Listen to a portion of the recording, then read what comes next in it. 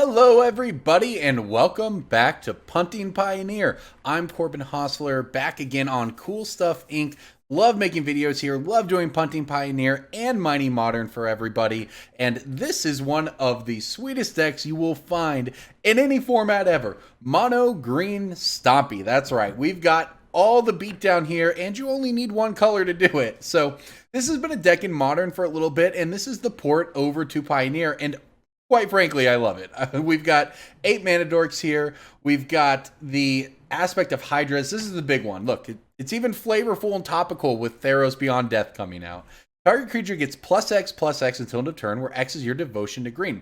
Devotion, of course, being how many green mana symbols you have among the permanents you control. So we have a lot. Spoilers. So we've got Lovestruck Beast, Eldraine cards getting in here. Yorvo, Steel Leaf Champions. That's a 5/4 for 3. Even Rhonas the Indomitable, 5/5 for 3 with all kinds of ability.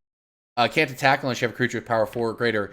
Spoilers, not going to be a problem in this mono green Stompy deck. All right, we've got Surrak the Hunt Caller. This one's neat because if you have total power 8 or greater, pretty easy, by the way, when you're playing Ghalta over here. That's a 12/12. This will give a creature haste, like Ghalta, which is a 12/12, if I didn't mention that, with Trample that you can play out very cheaply in this.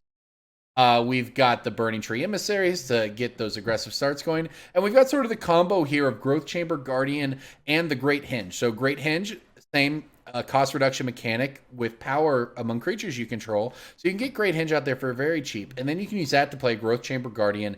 It'll get a counter from the Great Henge. It'll immediately go to a 3/3. That will trigger its ability. You'll go get another Growth Chamber Guardian out of your deck. It gets going very, very quickly. Then we have, rounding it out here, Syr Faren the Hengehammer. So when Syr Faren the Hengehammer attacks, another target attacking creature gets +X/+X till end of turn, where X is its power. Well, guess what? If you have, 6, 7 devotion symbols out and you Aspect of Hydra this thing, that's a big bonus to all to this and another creature. You attack for a lot. So this deck attacks. It attacks a lot. It attacks quickly. It attacks hard. We've even got the Hashep Oasis over here, the deserts that can pump up our team. Nykthos, of course, doing Nykthos things, putting all that devotion to good work, making all kinds of mana, and Castle Garenbrig rounding it out. So that's the main deck. On to the sideboard here. Mono Green Stompy. We've got Shifting Ceratops for the counterspell matchups. Reclamation Sage where you want it. Heroic Intervention for Supreme Verdict. Shaper Sanctuary against removal.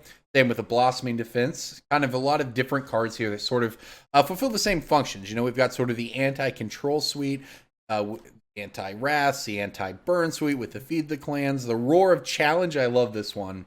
All creatures able to block target creature do so, and it's indestructible if you have Ferocious, a power 4 or greater creature. So this is great. If your opponent's trying to go wide, spam the board, you just play a Roar of Challenge. All their creatures have to block one of your guys. Maybe it's a Ghalta, which, by the way, if I didn't mention, it is a 12/12, so that works out pretty well for you. We've got a Scooze here, because why not? Scooze is always good. And rounding it out, this is a neat sideboard card. Picking up, by the way. Pick yours up if you don't have them yet. Hunt the Hunter. Target green creature you control gets +2 until end of turn, and it fights a green creature in opponent control. So, since mono green Stompy is a real thing, playing this one on turn 2 to have your mana dork eat their mana dork, or have your creature eat their Lovestruck Beast, that sort of thing, turns out it works pretty well. So there you go, everybody. Mono green Stompy in Pioneer. I'm Corbin Hosler, very excited to make these videos for you as always, and you know what? Let's stomp some opponents. Hey everybody, here we go with Mono Green Stompy here on Punting Pioneer. And this hand is questionable. I'm not sure if we're on the play or the draw here. I kind of track of that. What we want to do, I think it's safe to ship this hand. Try to get 2 lands here. Well, double Ghalta.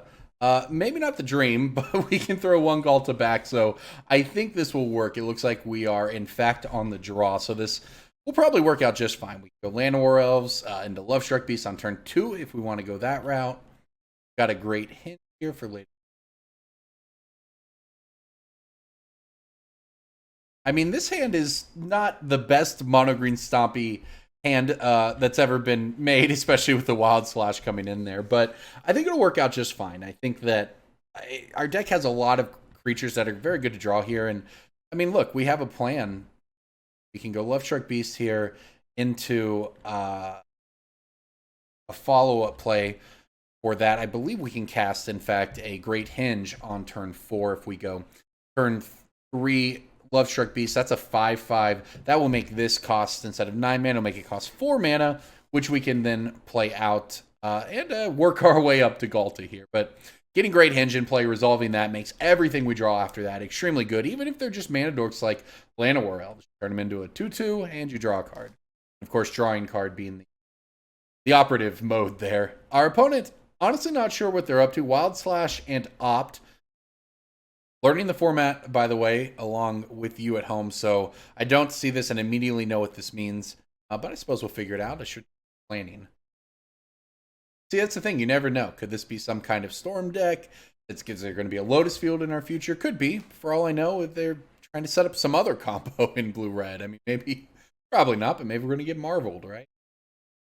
Don't think Marvel plays strategic planning. In fact, Crackling Drake tells me they're probably playing, you know, a fair, so to speak. Is it deck? Fair as any of that can be, I suppose. Boy, Yorvo. Like that. Going to play Yorvo instead of Lovestruck. It hits slightly less hard, but it does, when the other green creature comes into play, will get 2 counters off of the Lovestruck Beast. And of course, the real answer is I feel like my opponent likely has some kind of removal waiting over there, so see if they can get him to burn it here.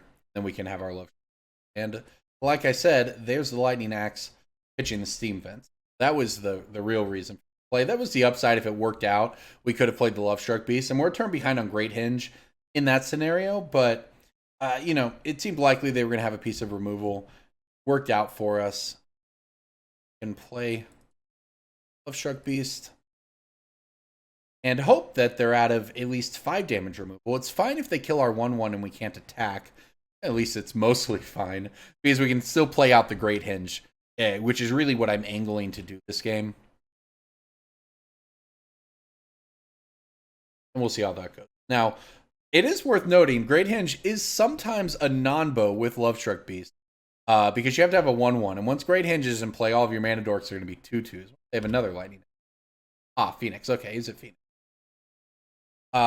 However, it is worth noting that Lovestruck Beast, when you use Heart's Desire, can make a 1/1 because this only applies to non-token creatures. So our opponent has a Thing in the Ice, a 1 card in hand. This has got to be good for us if we can just draw out some big creatures here. All we want to do is make mana for this Great Henge. That said, we're still a little bit ways away here. He's 2, 3, 4, 5, 6, 7, if you look at it that way. So we're still a little short. So, I mean, good news for us is our opponent's not doing much. Bad news for us is we're stuck with these 2 cards that have cost reduction among them. And that's not working out so well for us. Llanowar Elves, well, a little better than it looks, I suppose. It adds a Devotion, which is another way we could get up to casting these cards. Poke in for 1 here. Now, our opponent's obviously just going to be sitting on spells. They're under no pressure here. They're sitting on spells to try to either flip this Thing in the Ice if they decide to go that route. They are just going to shock us down. That, or I was going to say they might hold them for their Phoenix. But looks like instead they just want to work on this Thing in the Ice 3 counters away from flipping it, bouncing our board, having a 7/8. So the thing is, we can actually deal with it in combat after taking a hit, of course. I'm perhaps more concerned with Young Pyromancer. Also kind of a nombo with Thing in the Ice. Young Pyromancer does not, in fact, make horror tokens. So, I guess I'm fine attacking here. If my opponent wanted to trade Pyromancer, which I very much doubt that they will, that would be fine for me. So we'll play out the Growth Chamber Guardian here. Now, we are making progress here because now, and maybe I should have just gone for it. I'll wait till the end step, though. I can adapt this. That would give us 4 power. That makes all of these things start to look a little more reasonable in our hand. Plus, we would, of course, have a Growth Chamber Guardian out. We'll have a 4/4, right? And we'll go get more Growth Chamber Guardians. And we could really start to get the combo going here.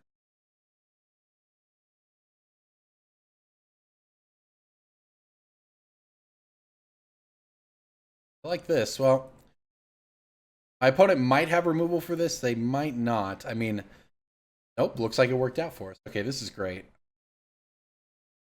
I would like to use the ability. I would get another one. Now we're getting somewhere. Our opponent has just one card in hand. So this is 4, going to make this cost 5, which conveniently that we have. I want to do this before combat in case they were planning on killing this, which I can't imagine. You know, I assume they would have done that already, but still. All right, time to attack.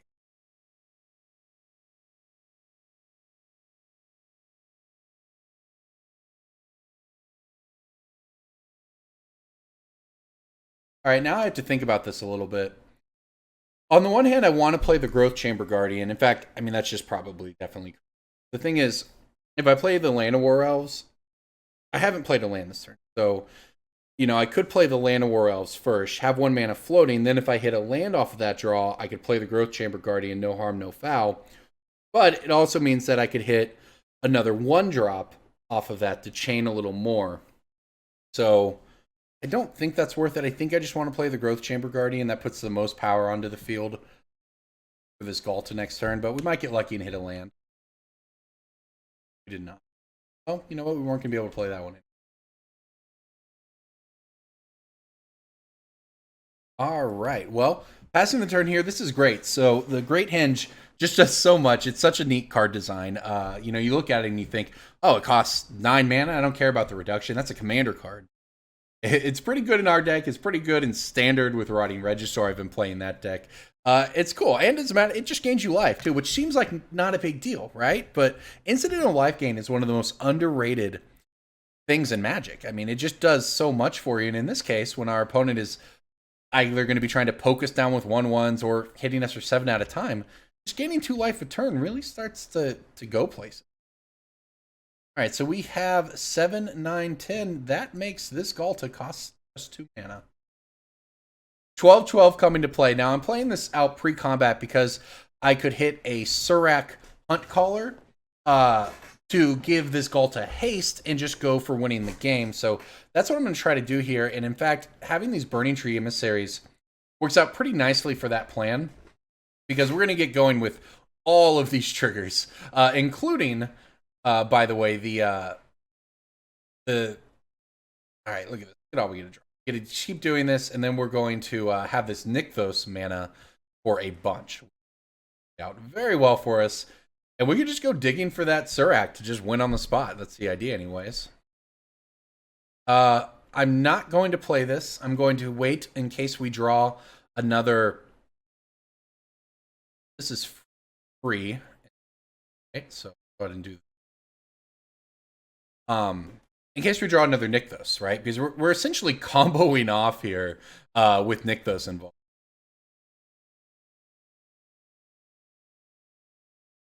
All right, yep, let's go ahead and go for this here. We'll add an amount of green. That's 13 mana, and you know what? I can do even better by playing out this Castle Garenbrig here. That seems perfectly reasonable. Okay, so with that said, let's get to work here. Let's start with the Growth Chamber Guardian. That's the cheapest. It also pulls the final one out of our deck. Or we'll draw it. I was going to say it pulls the final one out of our deck so that we don't play...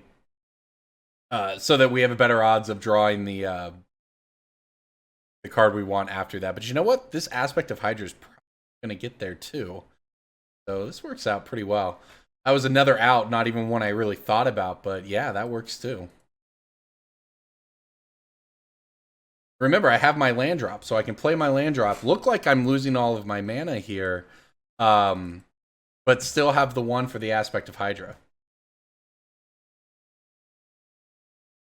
I think it's our last shot to hit the Surrak here. We did not do it. Oh, we did hit it. But we don't have enough. Let's move to combat. Look at that turn, by the way. How ridiculous was that? Yep, this will be enough, because something tells me we have enough devotion to get there with this Aspect of Hydra. This deck is absurd. Look at that turn. We went from having 4 creatures in play to playing out, I don't know, roughly a 500 points of power or something. All right, we'll do it on this. We'll just do it on this 2/2, I suppose. 23, everybody. Our devotion is 23. Though, oh, remember Giant Growth? Well, this is Giant Growth plus 20. Yeah, we got there. We won that game. To the sideboard. All right. Let's see here. Shaper's Sanctuary seems fine. The Blossoming Defenses seem good. Definitely want the Skoos.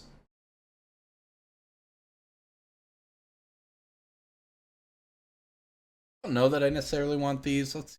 What do we want to cut? Question. Certainly not an expert with the deck.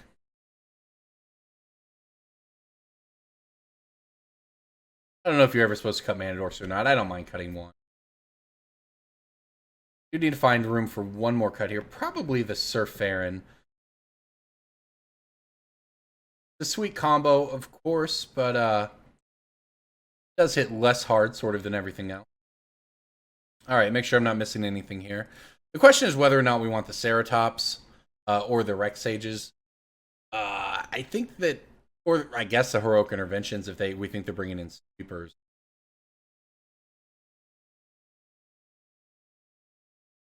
Give this a shot. That's the thing about both learning a new format like I am here, but also playing a new deck every week is that you may know sort of, even if you know sort of the general sideboard cards of the format, you don't know how everyone boards against your deck. And when your deck changes every week, it can be hard to learn. But that's why I am testing the decks. You get to see the decks, and you get to figure out what you want. This hand is a keep. Double Blossoming Defense might work out great anyways.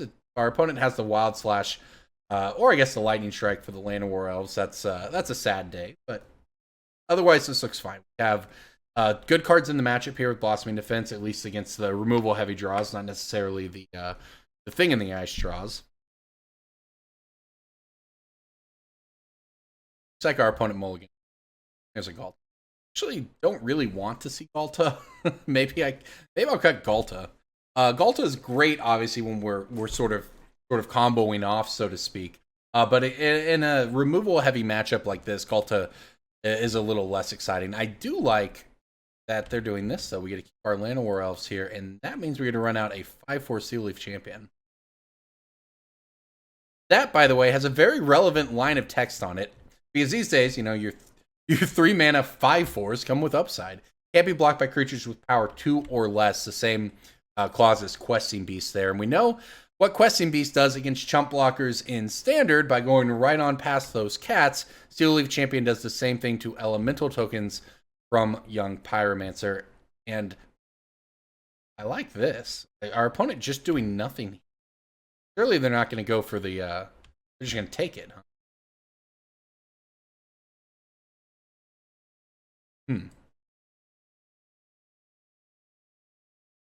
Now it's decision time. I'll tell you what I'm going to do. I'm going to play this game a little conservatively. I want to just run out the Surrak, obviously, right? But if I was going to do that, I should have done that pre-combat, right? Because then I could have given it haste, I believe. Yeah. But instead, I'm going to keep up this Blossoming Defense at all costs. So if our opponent has a board wipe, they have a board wipe, right? If they just have a thing in the ice, I feel decent about where we're at here, because now we get to untap, play the Surrak with protection with the Blossoming Defense, and get in for a lot of damage. And of course, we have Ghalta the following turn.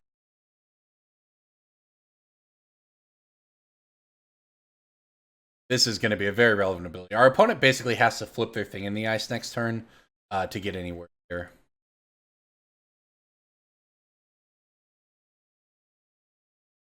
This is unfortunately not quite lethal. If the double Blossoming Defense gives us 14. Our opponent's going for the chump block on the Surrak. Huh? No, they're thinking about it. Right? Honestly, I don't know what's correct for them here. Their biggest problem is to Steel Leaf Champion.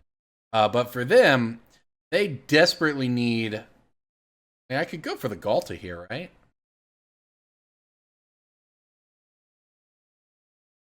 I got to, right?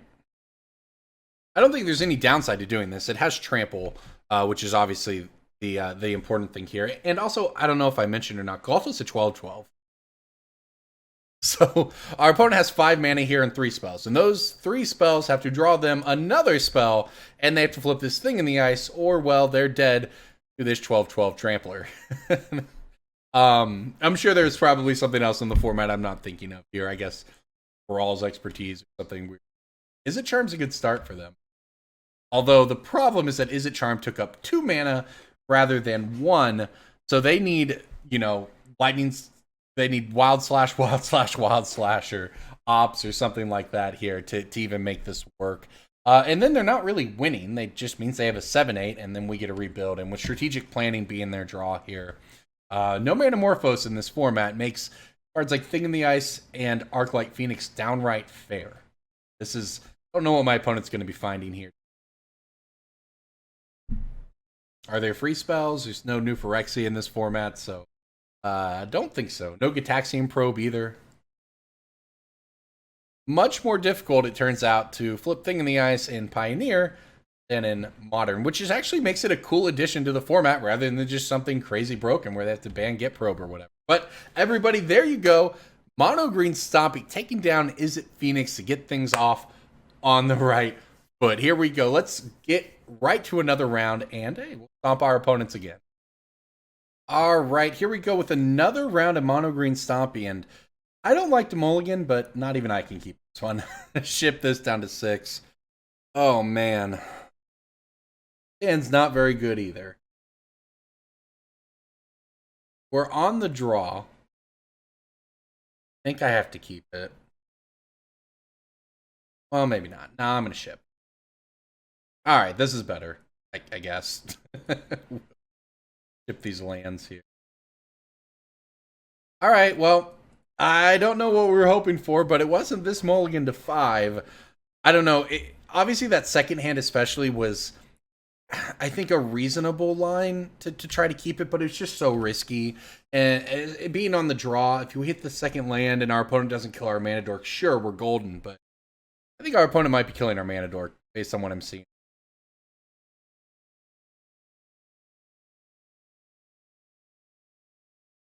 Do it like this. I'm going to lead with the Syr Faren here.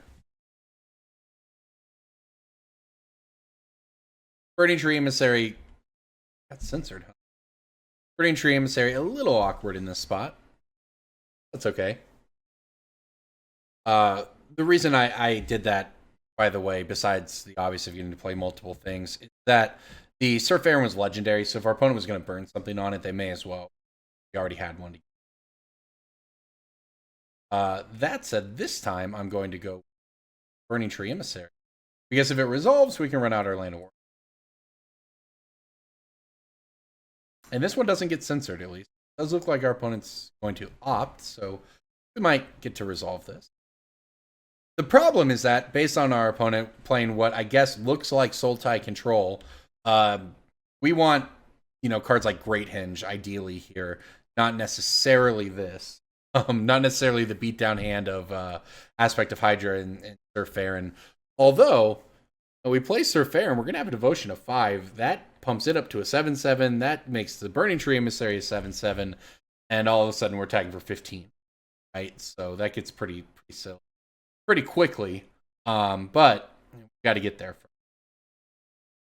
As a matter of fact, I guess depending on what my opponent chose to do, we could try to set something up where we actually go for like a Hashep Oasis and the Aspect of Hydra on the Syr Faren.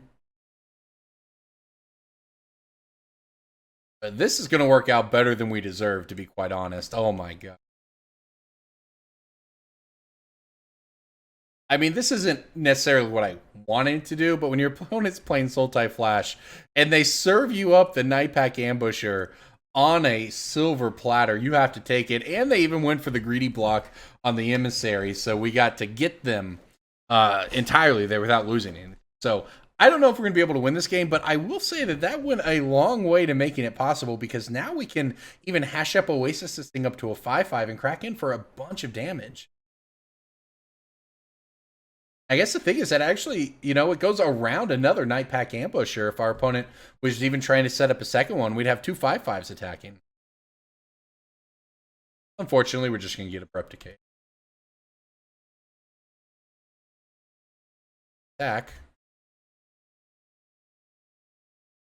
Would like to see something like a Growth Chamber Guardian here. That would be the dream. I do like our sideboard plan, though. We've got a variety of cards, I think. Shaper Sanctuary, probably not the Heroic Interventions, but the Blossoming Defenses. We've got a lot of good cards against them. Oh, the Scarab God. I have to say, to be honest, I did not miss the Scarab God. This thing was a nightmare in Standard, and it's back. All right, well, I have 4 Devotion. What I actually think I'm going to do.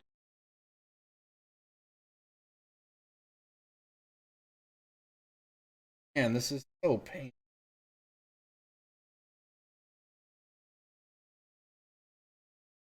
The problem is we're not getting anywhere. Even if I were to Aspect of Hydra this to win the combat against it, this goes back to their hand because that's what the Scarab God does. On the other hand, if we let them untap, we're just dead, which it just tells me that we're just dead. I don't really know what I'm looking for here.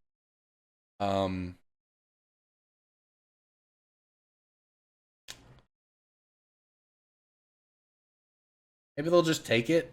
No, I guess our best bet is they live in fear of the Aspect of Hydra, and they choose to just take it like this, meaning maybe we can set up some kind of lethal swing in the future where we use the Aspect of Hydra to push through damage to kill them rather than to win combat, because winning combat against the Scarab God doesn't do too much for you.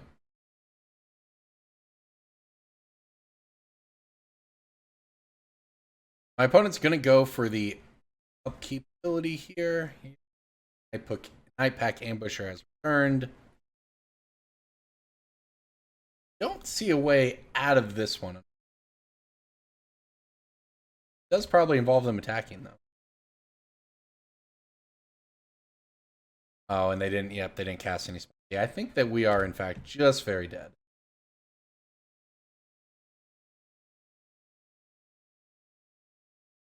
Does this help us? I think it does.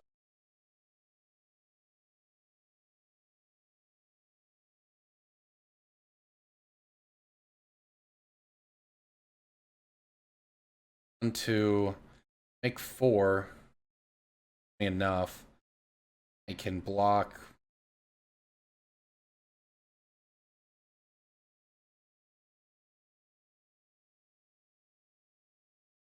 This is our best. I mean, this is the we're not dead quite yet play, right? We're very close to dead, but not quite dead. We take, I guess the problem is if my opponent goes for the reanimation here, because this can reanimate our creature as well. They let the ability resolve. Okay. They get another wolf, but we can gain some life here to deal with, assuming we get a chump block. If they don't have removal so that we're just dead, because we can only go up to 11 life and they have 12 power. So if they kill the Burning-Tree Emissary, we're just dead. But if we get a chance to chump block with this, which it looks like we will, you know what? We're not quite dead. And now we actually have the ability, I mean, say we drew Growth Chamber Guardian or something, right? I mean, who knows? Maybe we'll go off with the Great Henge like we did last round. That's not a bad start. What we can do here. Of course, all right. Well, we're going to need to get very lucky with the Great Henge, but it is possible. Growth Chamber Guardian would be the dream. Another Burning-Tree Emissary, huh? Okay. Let's keep trying. Growth Chamber Guardian. Oh, all right. Do I get another shot at this? I guess I might. These are 3/3s, which is actually kind of relevant because just trading with the wolves as they come in, and even maybe making our opponent a little worried in Night Pack Ambusher might matter here. So They could get 2 creatures back by the time the trigger goes off. That puts us down to 2. Guess we'll see. Like I said, I don't think we're going to win this game. But we're going to give it the good old college try. Now that'll do it. Right? I can block a 5, a 4, a 3. I still take 7, and I die. All right, well, for a mold of 5, we put up a decent fight, right? Scavenging Ooze, yes, please. Shaper Sanctuary, absolutely. And you know what? This might be the matchup for Roar of Challenge. All right, what don't we want? I don't think we're really like going over the top here with the Hunt Caller. I don't know that we need this here. Got a Yorvo. I'm just going to kind of trim down here, see what that looks like. All right, I don't. This is the hard one. Do we want Heroic Intervention? Not sure. It's good if they have sweepers. I don't even know what they'd play. Ritual of Suit or something, right? I think any of this has too much force. I mean, Shifting Ceratops, probably good. Protection from blue, certainly relevant. All right, we'll give this a shot. Let's see what happens here. Always with the one-landers, huh? I can't keep this. Can't keep this either. All right. Oh my gosh. This hand's not even good. This is the one.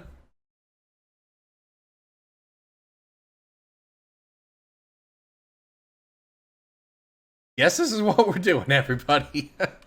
I mean, mold of 4, mold of 5, mold of 4. That's how it be sometimes.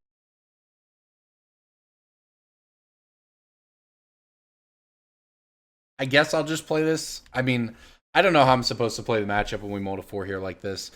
If our opponent just has a bunch of removal, like holding Scavenging Ooze for, you know, a Scarab God or something later is certainly a strategy that we could employ. I just don't know that it's a particularly effective one. Now, the real question is, am I going to get to activate my Growth Chamber Guard? Doesn't get censored. If we get to activate the Growth Chamber Guardian, if somehow my opponent is on Growth Spiral type hands or whatever, Night Pack Ambusher, you know, we might get to start playing the game that way. That certainly can unmulligan you pretty quickly. The problem, of course, is that there goes that. The problem, of course, is that, you know, having 4 Growth Chamber Guardians is not the same as having a 7-card hand, because these aren't really the cards we want necessarily. And now, of course, my opponent has Night Pack Ambusher, mana open. This deck seems powerful. Seems like it could have maybe struggle against some decks like Burn or something that can sort of ignore its late game of the Scarab God, but it's pretty powerful against a deck like ours, especially, you know. All right, well, I'm just going to attack here. They go for the Ambusher, then we can, I mean, that would be great for us, right? They went for the block, we'd get a trade and go get more. I'm going to let this go through. I mean, my opponent is almost certainly holding on to removal here, which is why I'm going to hope to punish them by just playing the Ceratops. Can't be countered. The idea behind that is, you know, my opponent, they had the Night Pack Ambusher all along. So, you know, if my opponent has removal there and they remove the Growth Chamber Guardian in response to us activating the ability, and then we're stuck with a Ceratops in our hand, we're just very, very dead. On the other hand, if they just have this Night Pack Ambusher, I mean, we're probably dead anyway. This card is very good as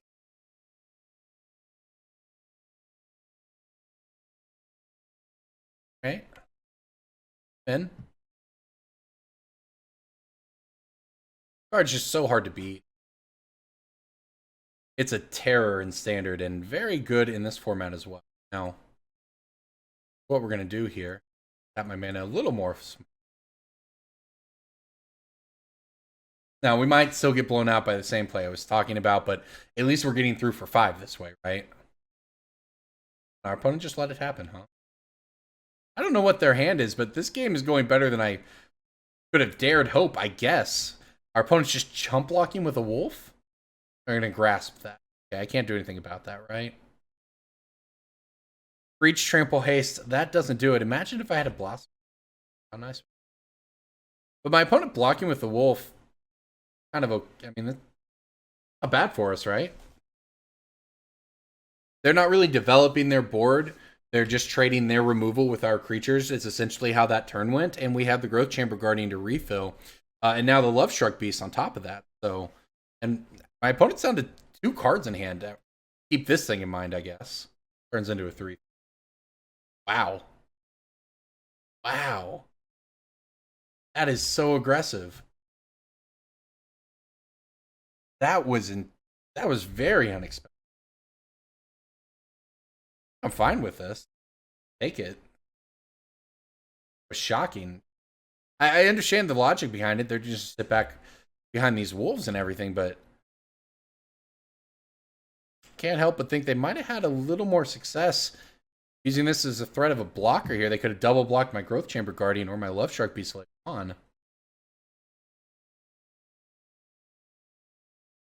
I guess they could have Fatal Push here. That's probably the biggest concern.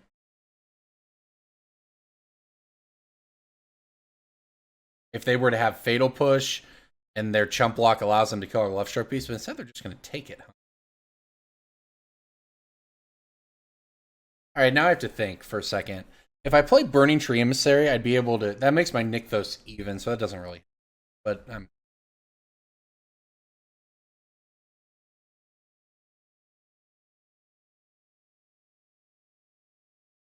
and as a matter of fact, well, no, this works out this. All right, so I could have 3 Devotion here. Yeah, there's no way to do anything else. I could have 3 Devotion. That just converts it to green mana. It doesn't really dead end. Play this out. Playing around. I didn't say playing around Censor, but you know, somehow this game has turned into a reasonable spot for us. Our opponent has 3 cards in hand. We have a 5/5 though. I mean, what if I actually draw something? So draw that Roar of Challenge we put on the bottom. I mean, this does, you know, this is the part where this starts to get out of control. We still need to draw well, but we're hanging in there. You know, Great Henge or something like that, and we're really starting to make progress. Or Aspect of Hydra. We can blow out a double block.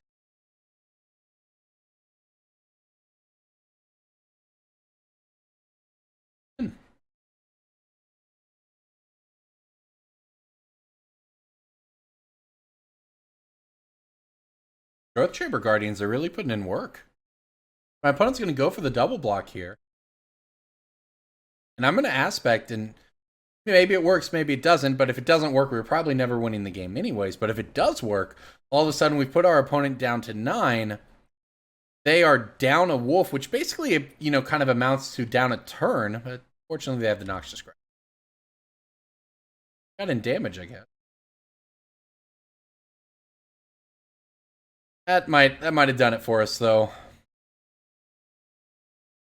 That was, I think, not that I was particularly hopeful, given that my opponent just had cards they've been sandbagging forever. But that was the turn where if that had worked and our opponent goes down 2 wolves and then we follow up with another Growth Chamber Guardian, all of a sudden we're looking in pretty good shape because we, you know, the snowball effect of the Night Pack Ambusher is what's so dangerous, where the 2 wolves, they, you know, their blocks start to become better and better, and it becomes, you know, more and more of a problem. I can take 9.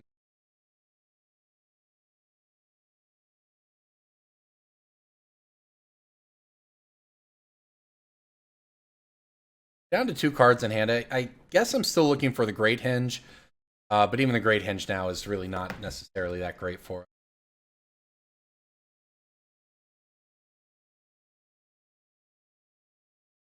1, 2, 3, 4. This is vaguely mana efficient. All right, so, you know, I guess the thing is,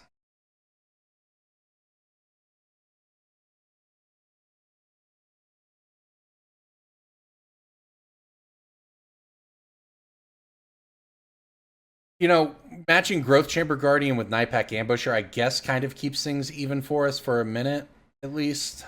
That mattered, by the way. Using the... you know, I guess my opponent doesn't have good attacks here, so we maybe buy ourselves one turn. One card left. And now 2 with their draw steps. If somehow those 2 cards don't do anything. Imagine drawing that Roar challenge then. Now, unfortunately, with no way to shuffle our deck, I'm pretty sure it's still stranded on the bottom, but imagine having it here. Work out pretty well. Make everything block, say, our human token or whatever. Alright, let's say they're firing up the Lumbering Wilderness. Well, that's about as close to a blank as it gets here. They can still fire up the Lumbering Falls, but instead they're just going to pass back. Okay. Well, fingers crossed for Great Henge.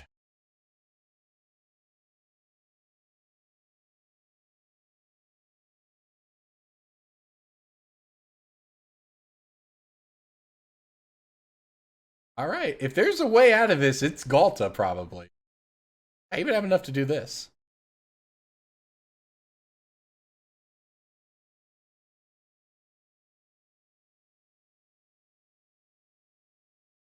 Okay, well, somehow we're in this? Question mark? I guess I'll pass the turn. I can Hashep Oasis the Ghalta, make it a 15-15 trampler. I know I told you it was a 12-12, but sometimes it's a 15-15. And imagine if our opponent just has another land. Maybe we're in the game.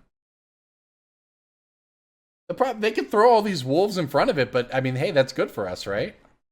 Now, if they have actual removal for it, we're very dead, but we honestly might be in the game otherwise. Oh no, did they draw something? Our mulligan to 4 is just a tease all along. What are they using mana for here in the end step with the... Nothing good for us. They petty theft on our... That is very sad. It makes me very sad. Man, we need to hit something good here. I don't think Elvish Mystic.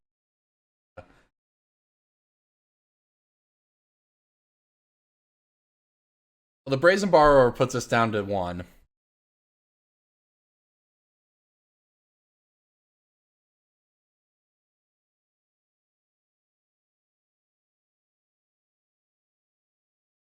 See how this works out here. I actually messed up there slightly. I should have used Nykthos, so I could have... I mean, I figured they were doing this so that much. This is not a 4/4. Alright, something like Aspect of Hydra here could get us out of it. Great Henge at this point is no good. Another one. Okay. That was killer for us. Our opponent drew very poorly, which is why the only reason we were in the game in the first place. But so I mean that is a thing, but man, we got close.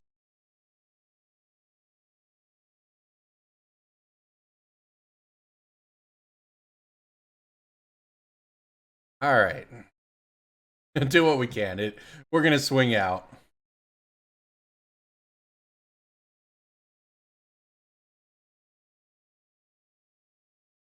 Aspect of Hydra or something. We would have, I think, actually gotten there.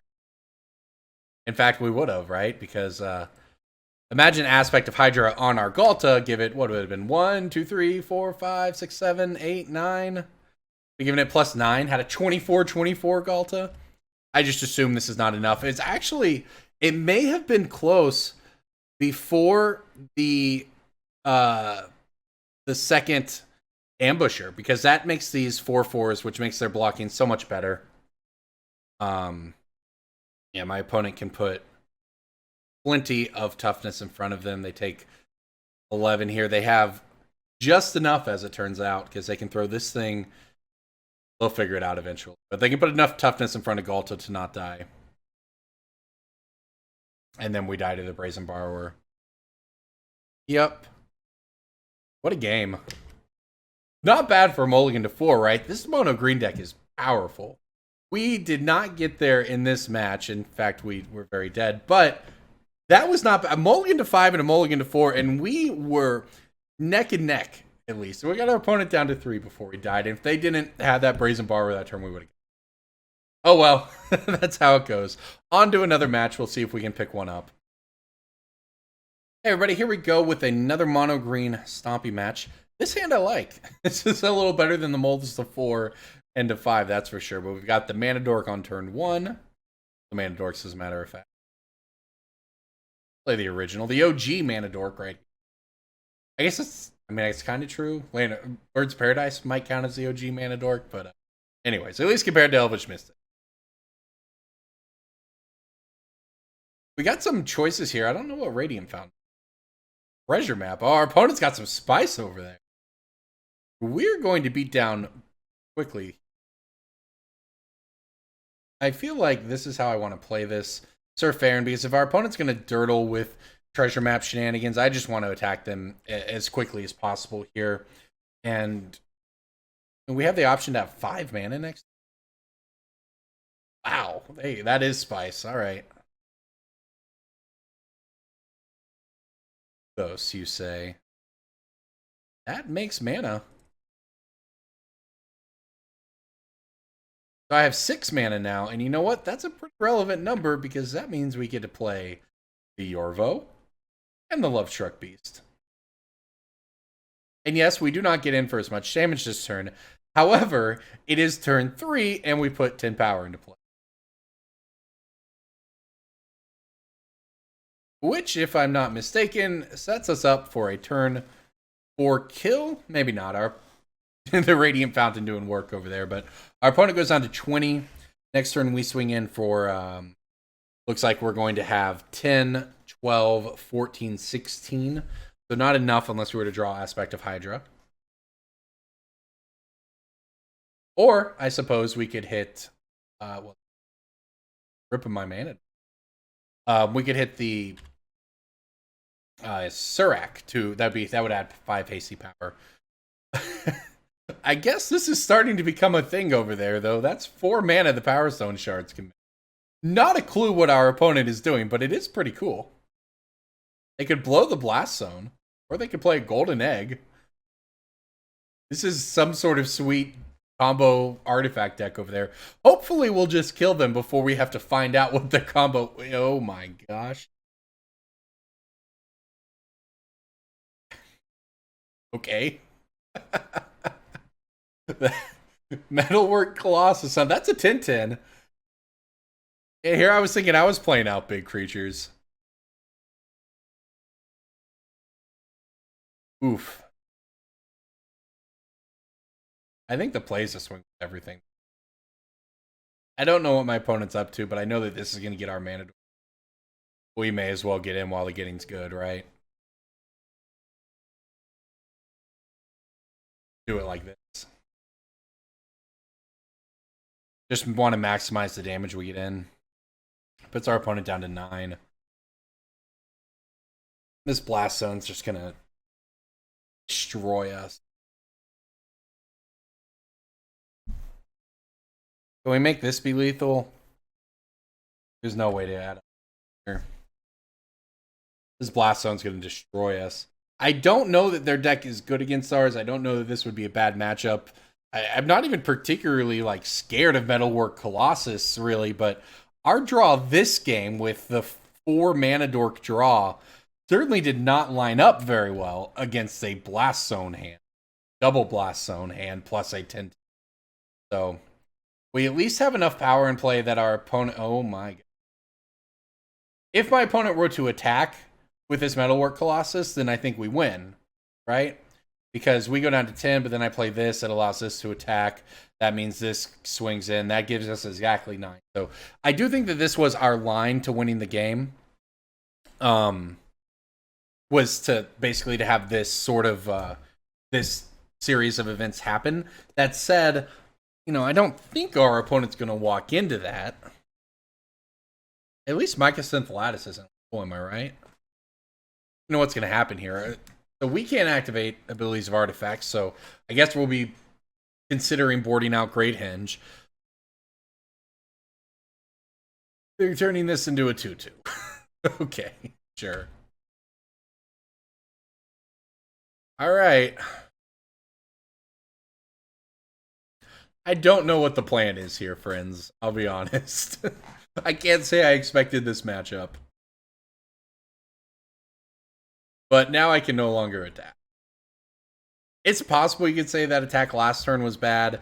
I don't think so, though. I think we needed to do the damage we could to our opponent while we could, so that now something like an Aspect of Hydra is actually threatening. The Aspect of Hydra, when they're at 20 and we have 2 more devotion, or 3 more devotion, I guess, with the Yorvo, really not going to make that much of a difference. With that Blast Zone sitting there messing with us, this is really what we needed to do to at least have a shot at getting back into this game. It also makes something like a Ghalta obviously a little more threatening when it represents.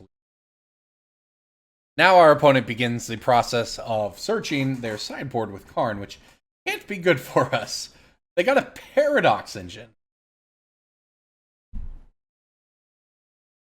Okay. You do you. Mystic Forge? Sure.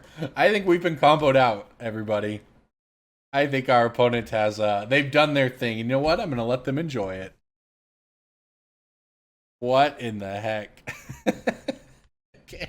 Well, that's good, I guess, that they're exiling the top card. That's 9 mana with the Power Stone. If they have a spell, which they did, now they get to untap everything and keep going. Oh, we're actually just going to get comboed out. F6. Oh my gosh. Well, sure, the 4th Power Stone shard. Why not? Paradox Engine taps what? Non-land permanents? So they don't get to draw more cards with the treasure map. They do, however, have 23 mana in their pool right now. This is Pioneer, everybody. You know, when I started mining Modern... Oh, I have to make piles. When I started mining Modern, this is what I loved about Modern. Modern looked like this. Could do crazy things. I'd have no idea what I was playing against. And over time, as I'm sure will eventually happen to Pioneer at some point in the future, the format just kind of gets solved. Doesn't mean it's not good, it's not fun, there's not diversity, but you just sort of aren't surprised anymore. I remember doing coverage at a Modern tournament back in the day. And it was actually, I remember going into this tournament thinking, is this it for Modern? You know, sort of, do we know where Modern's at? I sort of feel like all the decks are known. Surely there can't be that much more to it. And then Scred Red top-8'd. Out of nowhere, Scred Red, a mono red snow deck. Before snow decks were all you could do or whatever, right? With the cards now, but a snow mono red deck top-8'd a GP? That was crazy at the time, right? That was nuts. So I loved that about the format. And Modern these days is not that, and that's okay. I think that it's some level that was inevitable, right? But now that's Pioneer. And as our opponent kills us with Walking Ballista, I will simply say, good game, and move on to the next one. That was wild. I don't know what I'm supposed to do here. I'm play a Roar Challenge.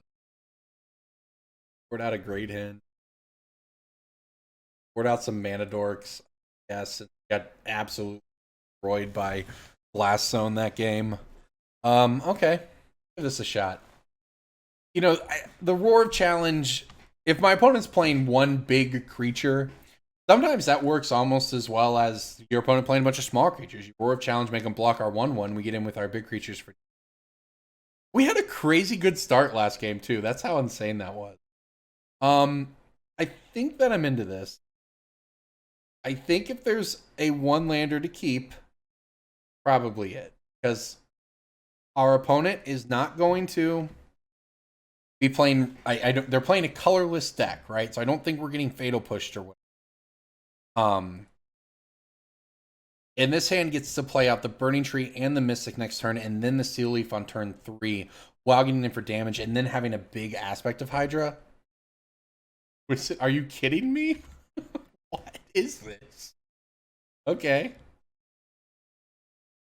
Obviously, and I'm saying, I was gonna say we can hit a land and our hand becomes very, very.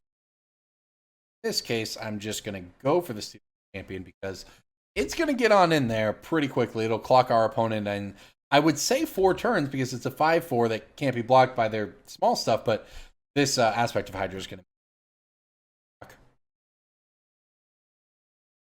the old golden egg. Their deck popped off in the first. I don't know what, a God Draw or whatever looks like for them, but it has to be fairly close to what they did, right? Can I play Ghalta this turn? If I turn this into a 9-4, and then I have 10 power and I can play Ghalta, yeah.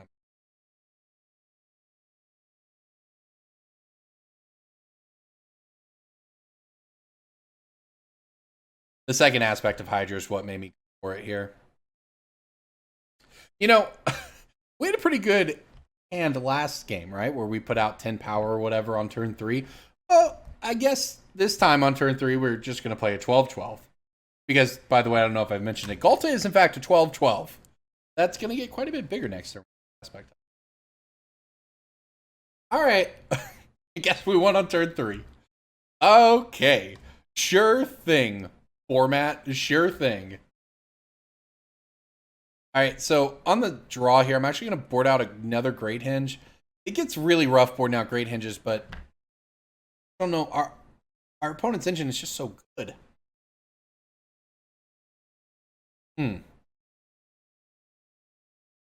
Maybe the Roar challenge and get another.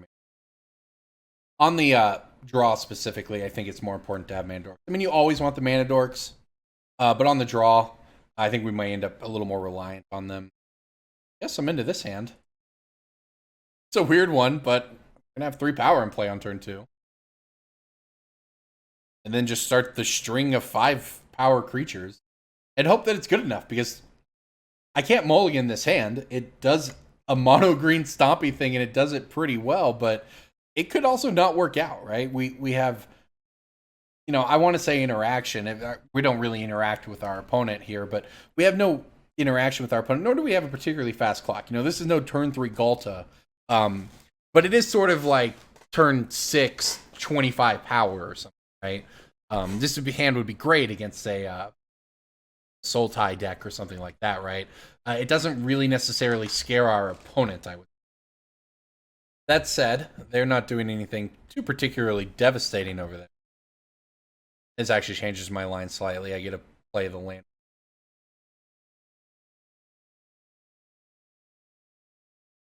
Then with our human token, and do the work that Radiant Fountain. I've died to Paradox Engine a time or two in Commander. Didn't think it would happen in Pioneer, I gotta say. Alright, well, we'll have 4 mana next turn, which is good because we can play the Steel Leaf Champion along with making another 1/1 off of Love. And we'll even get in for damage. Yeah, it's hard to say with the Great Henges, right? Because,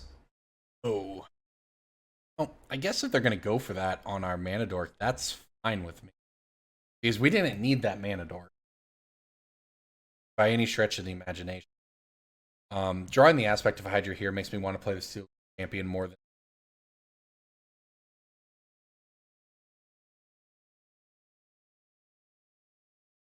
Yeah, this is perfect.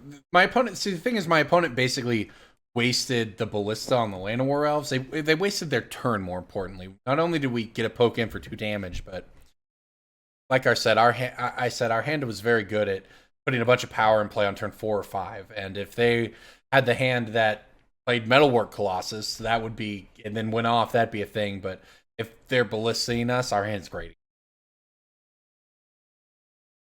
And that is why I now get to slam in here with these. Okay, play a Lovestruck Beast. I guess play out the other Heart's Desire. I say there may be some merit to saving it in case my opponent were to do something to the board, I guess. I don't know what they could do in a colorless deck. I'm sure there's something, but I don't know what it is. I think they might just be. Treasure Map is probably not going to do it. As a matter of fact, it seems that they agree because they're going to scoop to that one. So yeah, I think they're just dead because even if they scry there, we get in for We're coming in for 10, 13. The Aspect of Hydra finishes it off. Hey, there you go, everybody. Mono green Stompy stomping again. All right, more mono green Stompy, more mulligans, unfortunately. But this one, keep it, ship the land. I believe we get to go first as well. Look at that. We do. Llanowar Elves. Get on out there. So this hand has got a lot working for it here. Next turn, we can go Syr Faren plus a Lovestruck Beast token. Although, our opponent playing a Scryland over there, I wonder if there's a different line to take here. This is one of those where I'd have to be more familiar with the deck. Depends if we hit a land. We didn't. Okay, so I was thinking if we hit a land, I could play the Lovestruck Beast and then the Surrak Hunt Caller the turn after, giving us 10 damage coming in just immediately there on turn 3, which is nuts. This way that I'm looking at going about it is a little slower, but does us better on, say, turn 4 or 5.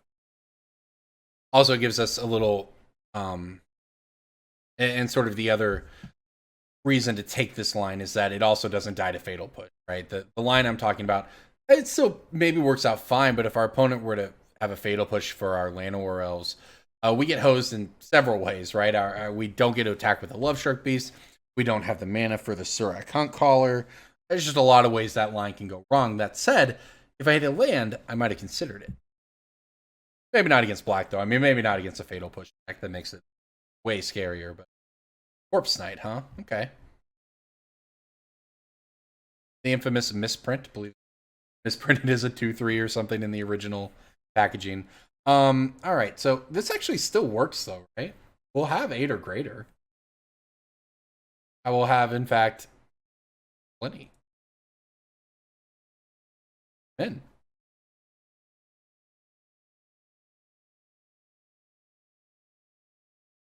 And I don't have to give my Syr Faren to the Corpse Knight this way, although I will, because I want them. That doesn't even. Either way, that's just a perfectly acceptable trade with me. Would mean we're getting in for 7. Surrak is a powerful card. That's all right. So my opponent can take the trade and take 7 here on turn 3. Really what this mono green deck is, and really there were decks, before this deck, there was a blue-green deck with Oko that was very similar, a bunch of mana dorks and Oko.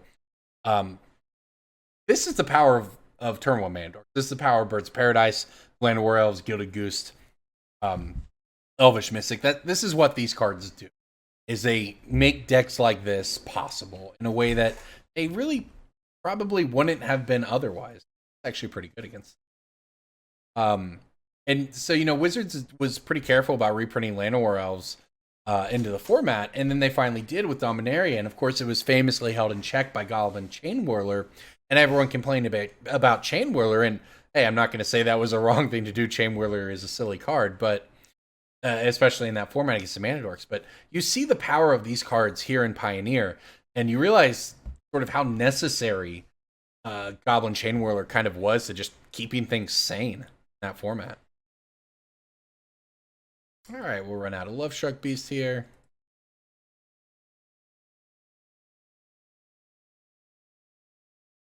And a Heart's Desire. All right, so my opponent with this... you know what I'm going to do here? I'm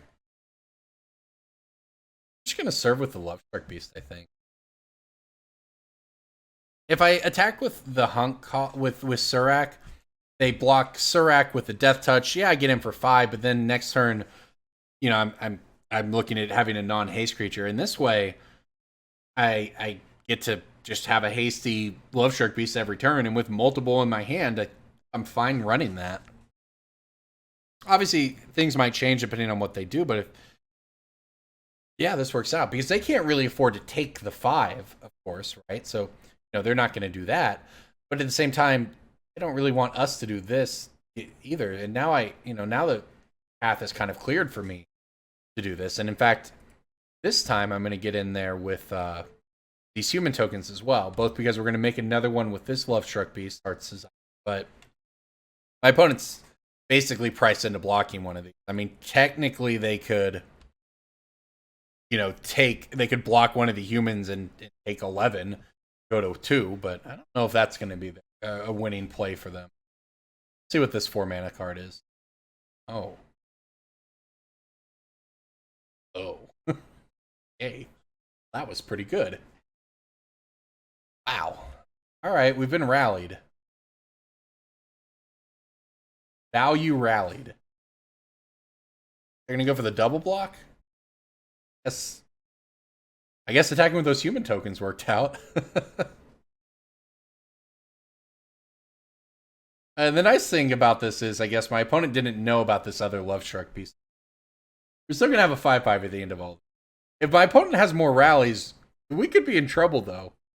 Rallying all these back, these triggers add up quickly, but it's also just death touch blockers for our team.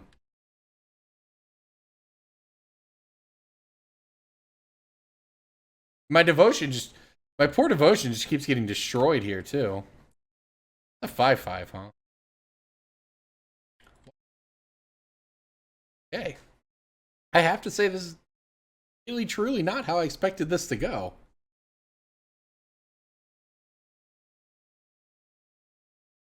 Alright, well, my opponent has 1 card in hand now. Can't attack.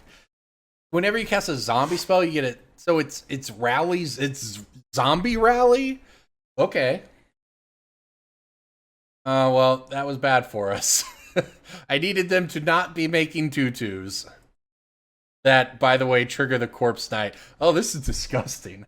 Our opponent is doing it over there. If they have another rally, we're just dead. There's an Nantucko Husk, of course, with rally. You know, I've seen rally decks. I didn't know they looked like this. I assumed you had to have green. All right, well, their last card is not a rally. It is, however, a Husk. Yeah, it's a lot of tokens. I can put stuff on the board, too.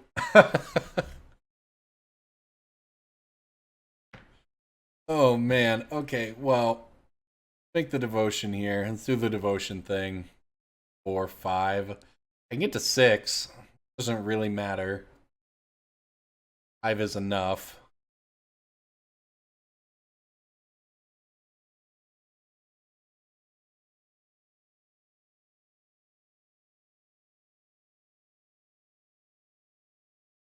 I think I have to serve with it. Which is why I did it pre-combat, because I needed the mana from the Nykthos here. That said, this is just actually a problem, though. I mean, the good news for us, I guess, if you want to look at it that way, is that our opponent doesn't have infinite resources here. I mean, this is a big Nantucko Husk. It's going to eat our creature, but we get some of their creatures off the battlefield. Wayward Servant as well. All right, it's decided. I'm building this deck 2 weeks from now on Cool Stuff Inc. Punting Pioneer, Rally Zombies. You heard it here. It's happening because I love everything I'm seeing my opponent do right now. Even though it's absolutely destroying me right now, it is pretty sweet. Oh, geez. A Crypt Breaker? That's bad. I can't wait to... I want to go play their deck right now. I really thought we were going to win this game through their stuff. They don't even... all it took was 1 rally. I need Great Henge. I just desperately need Great Henge. Alright, this doesn't actually make mana.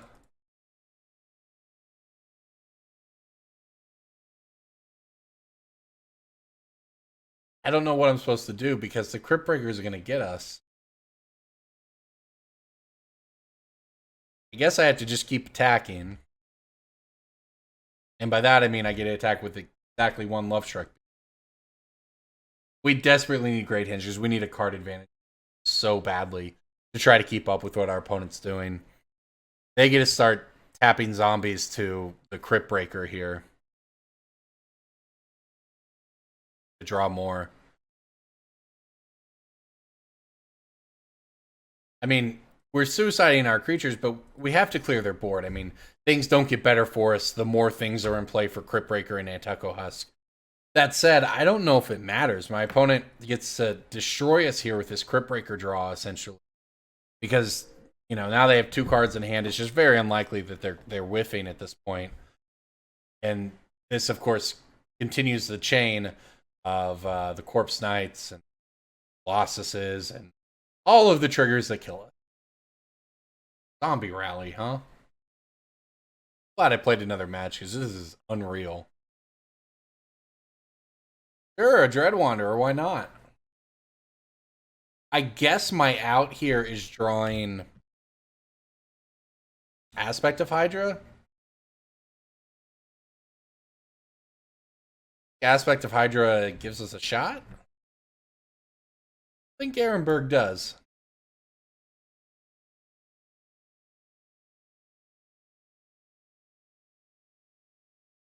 Alright, so I can Devotion for 1, 2, 3, 4, 5, 6 mana.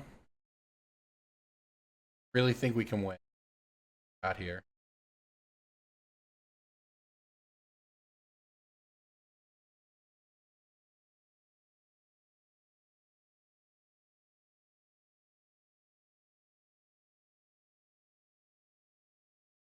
We got a 5/5 again.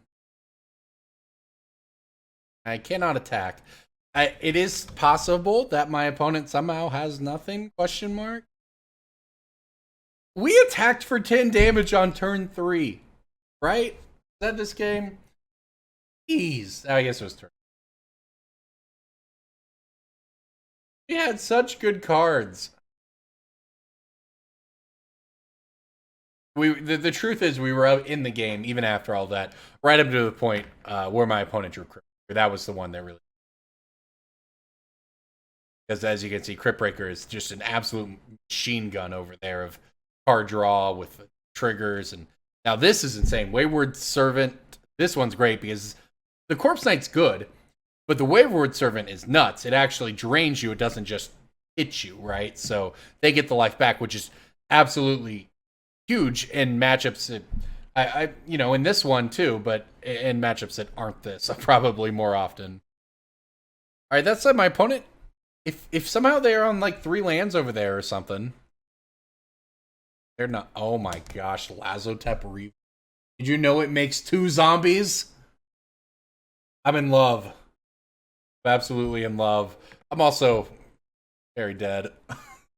Jeez, what just happened? All right, this is the matchup for Aurora Challenge if I've ever seen one. That was unreal. I can't even do anything. I can't do anything about it. My deck doesn't interact with what they're doing. Oh my gosh, that was insane. We don't have a ton of trample. I guess I'll cut an Aspect of Hydra. Scooze, you gotta get in. I don't know if it matters, but I Scooze. Good. Trample, that's very good. That's very important.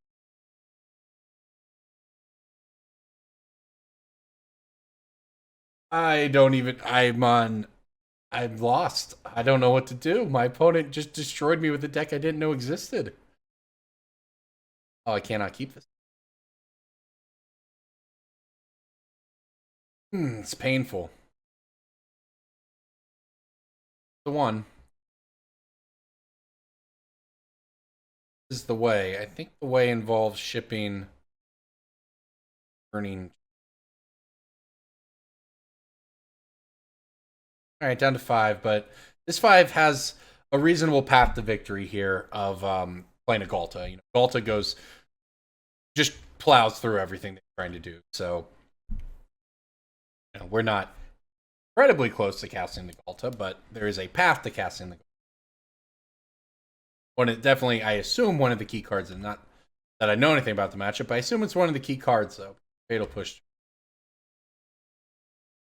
That was a pretty good draw.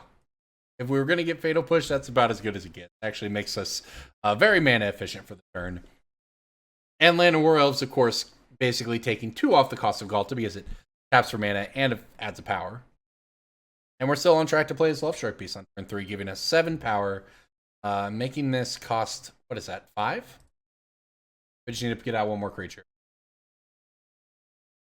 Our opponent shocked himself with the Godless Shrine. And Wayward Servant it. Okay. Well, we get to at least swing for 5 next turn. Got that going for us, in addition to working towards Ghalta. And as a matter of fact, we have 7 power in play here. It costs 12 for Ghalta. If we hit a land, we'll get to play it, and that would be very important. You know, hitting land here, although only 20 lands in the deck. But I feel like just based on what my opponent has done thus far, the difference between playing Ghalta next turn and playing it the turn after that is probably the difference between winning. This Lazotep Reaver. It works. It works so well. Look at these triggers. They get to draw cards. Just Crypt Breaker into Lazotep Reaver, start drawing cards on turn 2. This is not a synergy I'd consider in the format. Well, you know what? That's terrible here. But, absolutely. I think it's important in the matchup, but it is very bad in this particular.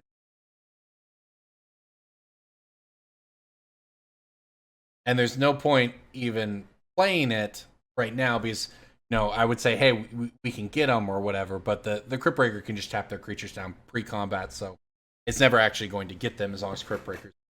That said, you know, the key to this game is getting out Ghalta, and this is one of the very few cards in the deck that did not contribute to that, because any land would have done it, and also any creature would have set it up for next turn. I don't think it was wrong to board these in, but it's sure not working out right now.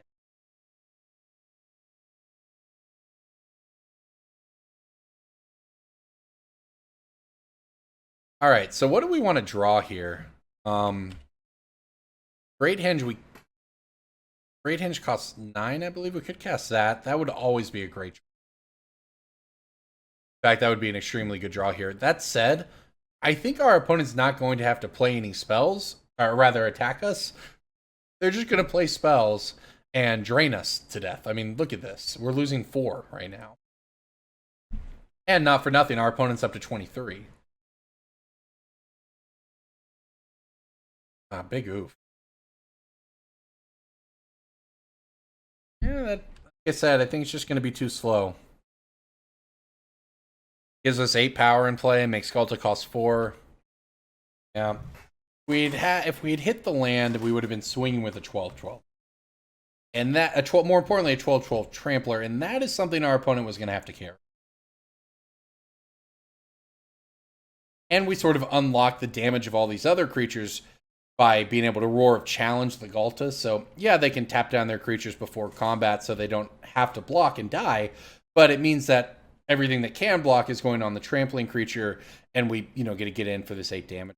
But as it stands, the game did not work out that way for us. The triggers, they continue. Wow. That's so cool. Lazotep Reaver.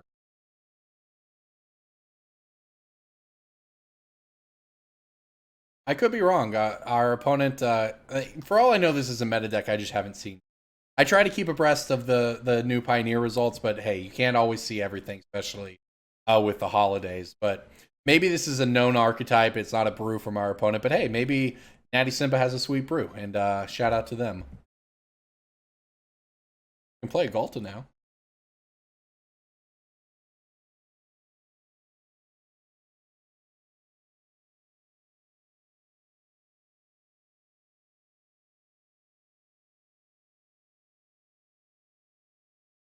I think that we're dead, though. That we are very...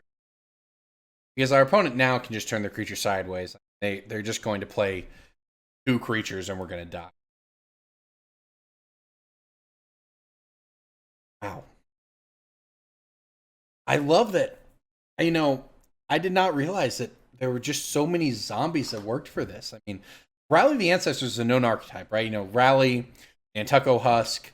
It usually involved the green card, the Devoid card, Catacomb Sifter, I believe it was, that would make an Eldrazi Scion, and it was a sack outlet as well that allowed you to scry, and that was sort of how the deck did its thing. But this zombie angle on it is huge because the Rally deck before, at least the one in Standard, it was a Rally the Ancestors deck. Our opponent is going to win this game without ever attacking us or playing Rally the Ancestors. And if your Rally deck doesn't need Rally to win, that's when you know you're on to something.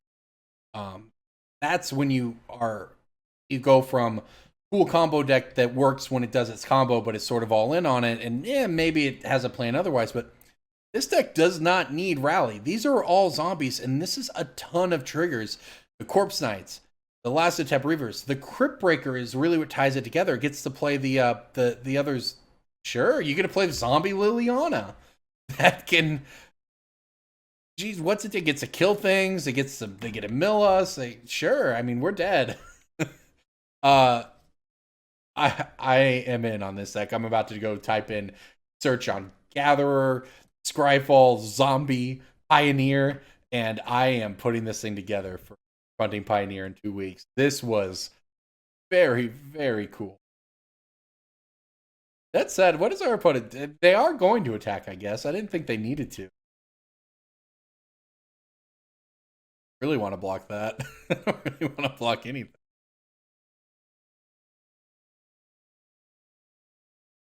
Sure. We'll take 2.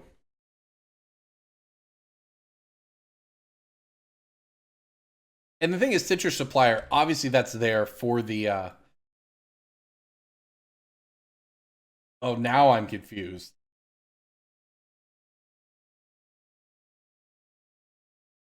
Oh, now I am confused. What?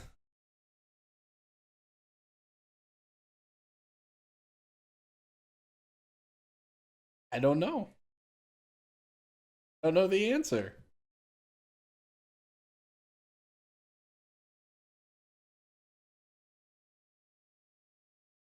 Why are we playing Get to the Afterlife? It only gets God Pharaoh's Gift. What do you? I mean, it's not like that's a bad plan, I guess.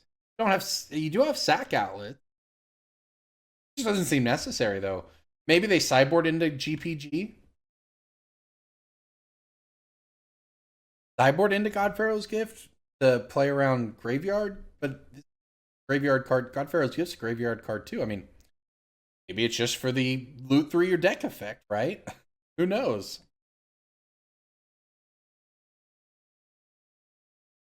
All right, that's a game though. I don't know what's up with their deck. I know that I am putting something like this together, and I'm going to toy with this. I'm going to come up with something. This is a sweet one. All right, well, GG's, everybody. Thank you so much for watching Punting Pioneer here on Cool Stuff. Make sure, if you like the deck that I'm playing, if you like the decks I played against, check out the website for lots of cool content and the cards. Everybody, I'm Corbin Hosler. This has been a pleasure playing Mono Green Stompy for all of you. Thank you so much for watching. I'll see you next time.